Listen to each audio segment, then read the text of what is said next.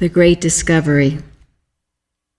It was in Massachusetts in February 1866, and after the death of the magnetic doctor, Mr. P. Quimby, whom spiritualists would associate therewith, but who was in no wise connected with this event, that I discovered the science of divine metaphysical healing, which I afterwards named Christian Science. The discovery came to pass in this way. During 20 years prior to my discovery, I had been trying to trace all physical effects to a mental cause, and in the latter part of 1866, I gained the scientific certainty that all causation was mind and every effect a mental phenomenon. My immediate recovery from the effects of an injury caused by an accident, an injury that neither medicine nor surgery could reach, was the falling apple that led me to the discovery, how to be well myself and how to make others so. Even to the homeopathic physician who attended me and rejoiced in my recovery, I could not then explain the modus of my relief. I could only assure him that the divine Spirit had wrought the miracle, a miracle which later I found to be in perfect scientific accord with divine law. I then withdrew from society about 3 years to ponder my mission, to search the Scriptures, to find the science of mind that should take the things of God and show them to the creature and reveal the great curative principle, deity. The Bible was my textbook. It answered my questions as to how I was healed. But the Scriptures had to me a new meaning, a new tongue. Their spiritual signification appeared, and I apprehended for the first time in their spiritual meaning Jesus' teaching and demonstration and the principle and rule of spiritual science and metaphysical healing. In a word, Christian Science. I named it Christian because it is compassionate, helpful, and spiritual. God I called immortal mind. That which sin suffers and dies, I named mortal mind. The physical senses or sensuous nature I called error and shadow. Soul I denominated substance, because soul alone is truly substantial. God I characterized as individual entity, but his corporeality I denied. The real I claimed as eternal, and its antipodes, or the temporal, I described as unreal. Spirit I called the reality, and matter the unreality.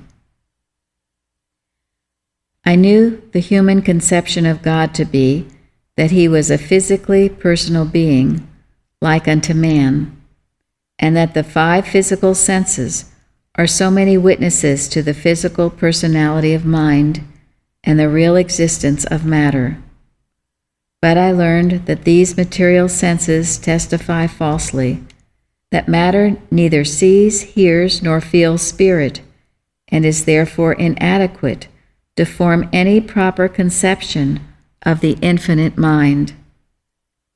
If I bear witness of myself, my witness is not true. John 5:31.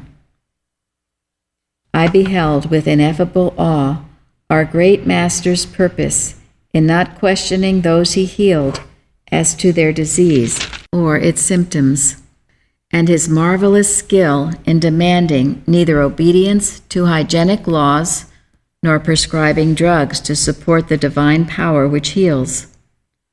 Adoringly, I discern the principle of his holy heroism and the Christian example on the cross when he refused to drink the vinegar and gall, a preparation of poppy or aconite, to allay the tortures of crucifixion. Our great way shower, steadfast to the end in his obedience to God's laws, demonstrated for all time and peoples the supremacy of good over evil and the superiority of spirit over matter. The miracles recorded in the Bible, which had before seemed to me supernatural, grew divinely natural and apprehensible, though uninspired interpreters ignorantly pronounce Christ's healing miraculous instead of seeing therein the operation of the divine law. Jesus of Nazareth was a natural and divine scientist. He was so before the material world saw him. He who antedated Abraham and gave the world a new date in the Christian era was a Christian scientist who needed no discovery of the science of being in order to rebuke the evidence. To one born of the flesh, however, divine science must be a discovery. Woman must give it birth. It must be begotten of spirituality, since none but the pure in heart can see God, the principle of all things pure, and none but the poor in spirit could first state this principle, could know yet more of the nothingness of matter and the allness of spirit, could utilize truth and absolutely reduce the demonstration of being in science to the apprehension of the age. I wrote also at this period comments on the Scriptures, setting forth their spiritual interpretation, the science of the Bible, and so laid the foundation of my work, called Science and Health, published in 1875. If these notes and comments, which have never been read by anyone but myself, were published, it would show that after my discovery of the absolute science of mind healing, like all great truths, this spiritual science developed itself to me until Science and Health was written. These early comments are valuable to me as waymarks of progress, which I would not have effaced. Up to that time, I had not fully voiced my discovery. Naturally, my first jottings were but the efforts to express in feeble diction truth's ultimate, in Longfellow's language.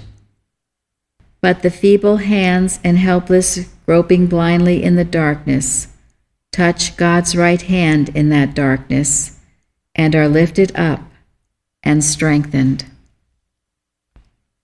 As sweet music ripples in one's first thoughts of it, like the brooklet in its meandering midst pebbles and rocks, before the mind can duly express it to the ear, so the harmony of divine science first broke upon my sense before gathering experience and confidence to articulate it.